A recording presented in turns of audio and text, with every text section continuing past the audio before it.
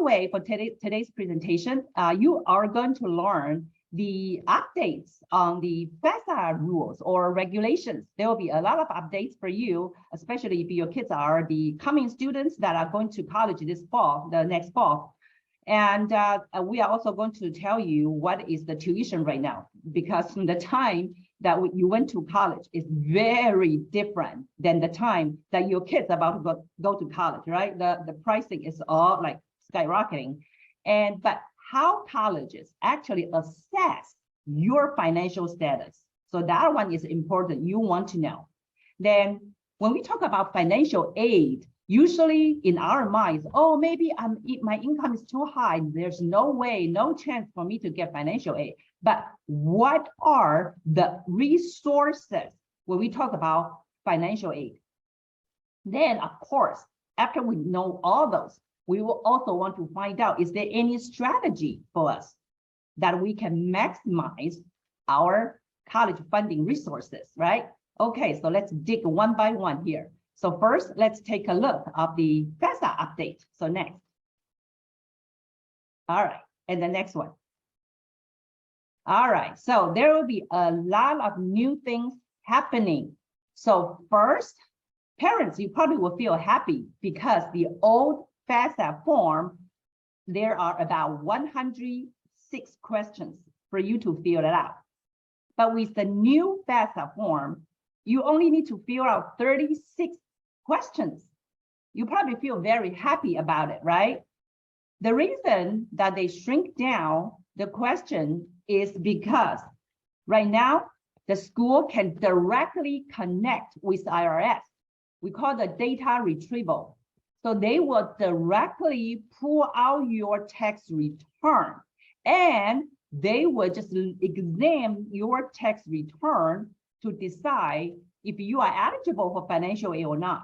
Before there's 106 questions, it's because they depend on you to answer those questions.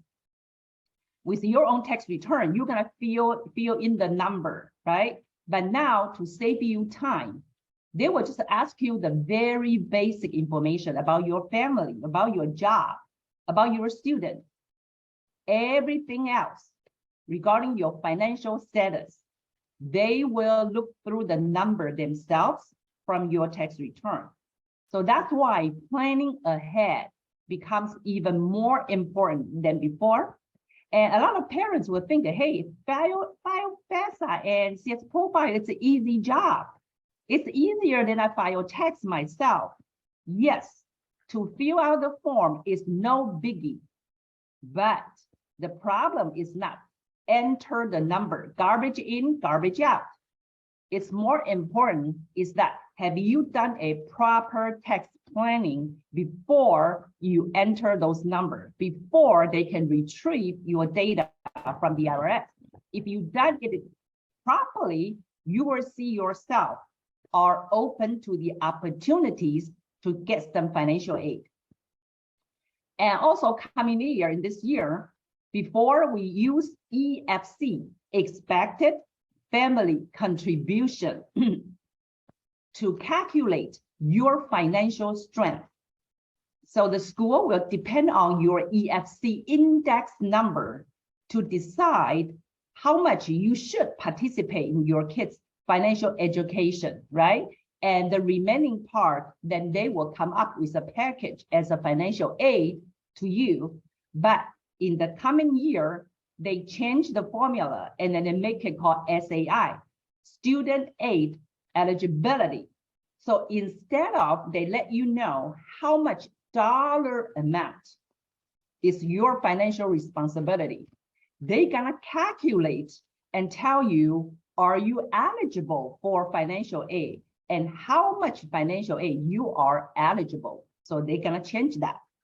Multiple children in college. So before, when we still adopt the EFC formula, if you have 2 children, 3 children, multiple children in your family that will attend college at the same time, or some years they are overlapped, right?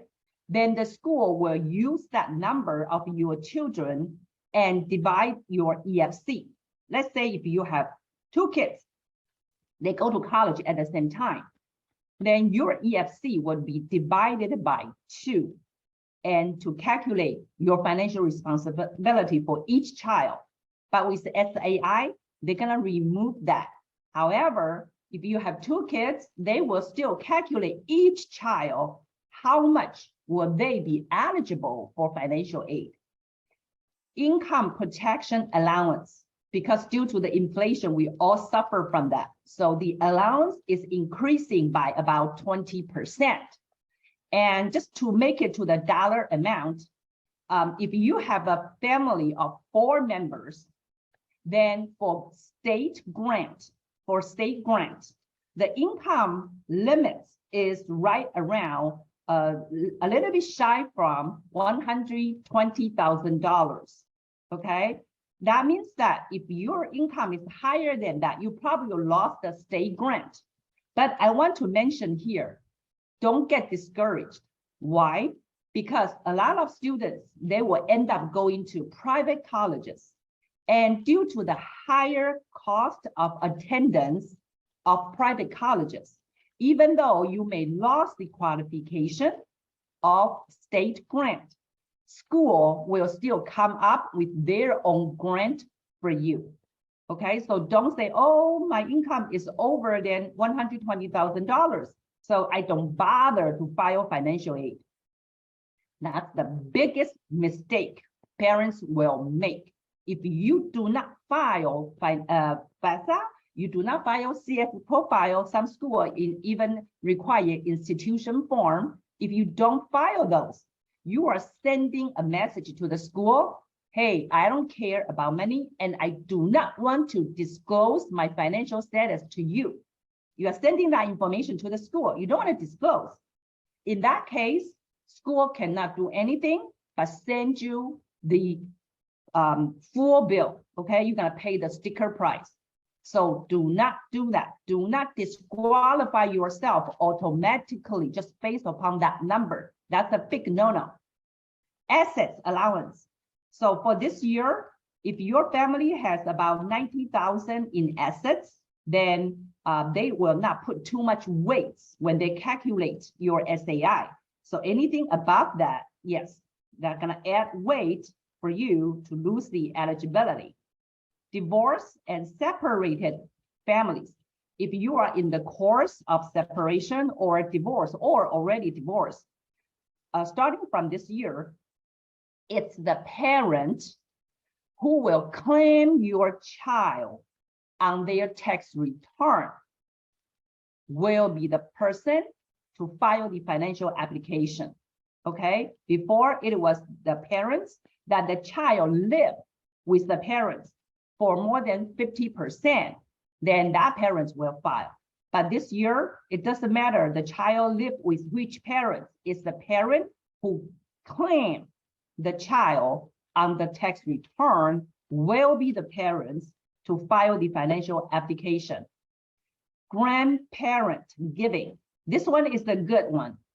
If you do have grandparents that they are willing to gift their grandchildren to sponsor their college expenses, before it will count it on the children's assets.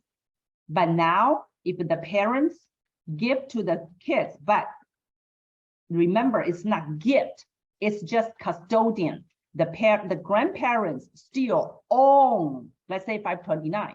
The grandparents own the 529 or own any education plan, but beneficiary to their grandkids, then that amount of gift or that amount of saving will not count it against you. So that is a good release, good